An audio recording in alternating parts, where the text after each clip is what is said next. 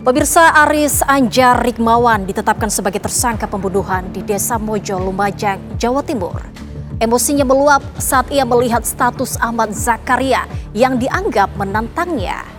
Ia pun membunuh Zakaria sepulang menonton pesta kembang api. Inilah serial tabir, tragedi berdarah berlatas asmara, status medsos membuat gelap mata.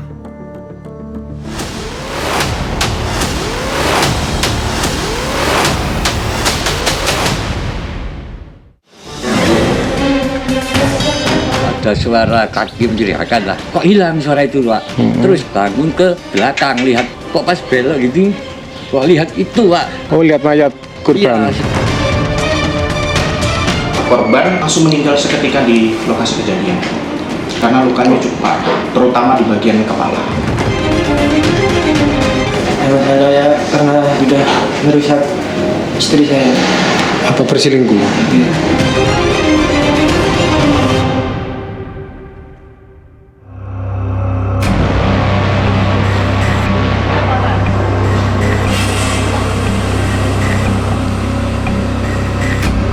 Aris Anjar Rikmawan, pelaku pembunuhan sadis di Desa Mojo, Lumajang, Jawa Timur, kini telah ditetapkan sebagai tersangka.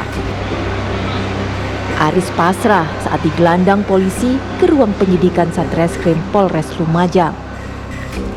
Ia tega menghabisi nyawa Ahmad Zakaria karena tersulut emosi. Dendamnya kembali muncul setelah beberapa bulan sebelumnya ia menuduh korban berselingkuh dengan mantan istrinya. Bulan puasa kemarin 4 bulan yang lalu itu sempat didamaikan kan?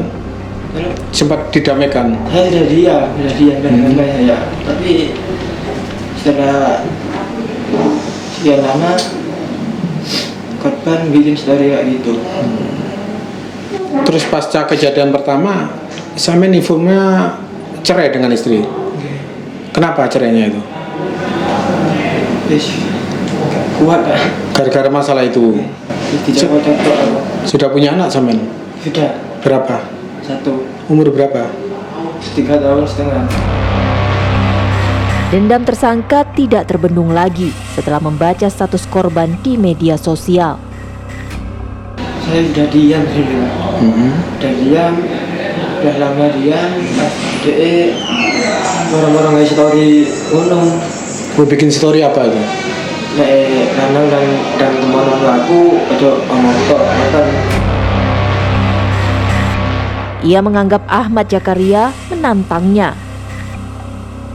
Akhirnya, ia membunuh korban saat dalam perjalanan pulang usai menyaksikan hiburan pesta kembang api. Artinya setelah lihat story itu sampean istilahnya nunggu dia lewat. Karena gara-gara story itu omongannya. Terus senjata tajam itu punya siapa yang sampean bawa? Saya. Bawa dari rumah.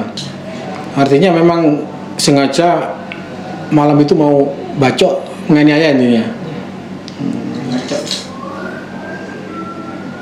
Artinya sudah sampean rencanakan memang ya. Malam itu untuk bunuh korban loh, sampean rencanakan. Karena tahu dari sosmed itu, Pak. Ya, makanya terus sampean ambil senjata tajam itu kan. Usai membunuh, tersangka langsung lari ke rumah kepala desa Kedawung untuk menyerahkan diri. Kini hanya tinggal penyesalan yang dirasakan Aris Anjas. Waktu sampean baco ini korban awalnya itu melakukan perlawanan apa enggak? Lari terus? Lari, ya, Terus jatuh di rumah Pak Arifin itu. Sampean bacok berapa kali di situ? Kemungkinan 5 kali atau 6 kali. Emosi betul ya? Ya. Berarti memang ada niatan membunuh waktu itu.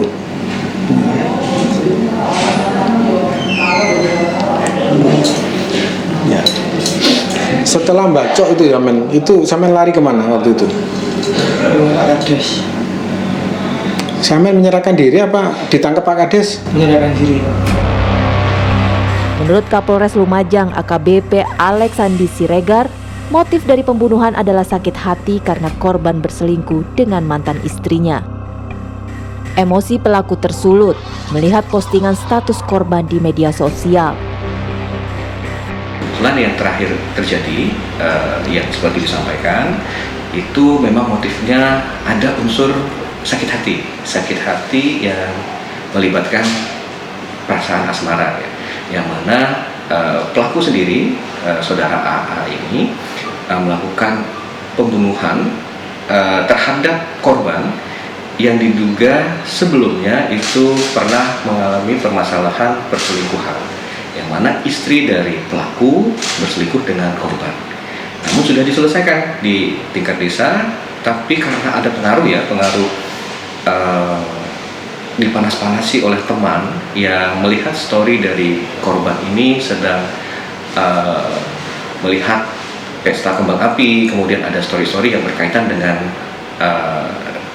perasaan asmara tadi, akhirnya merasa terpanas-panasi dan akhirnya mengambil senjata tajam di rumahnya, mencari korban dan langsung seketika melakukan kekerasan yang mengakibatkan langsung meninggal dunia.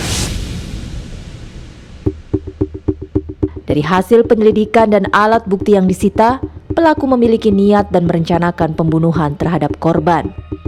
Sehingga polisi menetapkan kasus tersebut masuk dalam pembunuhan berencana dengan ancaman hukuman mati. Berawal ya, kita memang penerapan 338, kemudian berkembang di hasil penyelidikan, di mana didukung juga alat bukti pendukung yang menimbulkan niat mens rea dari pelaku untuk merencanakan pembunuhan seketika. Jadi durasi antara niat membunuh dengan merencanakan bagaimana cara membunuhnya ini sampai terjadi pembunuhan itu cukup singkat.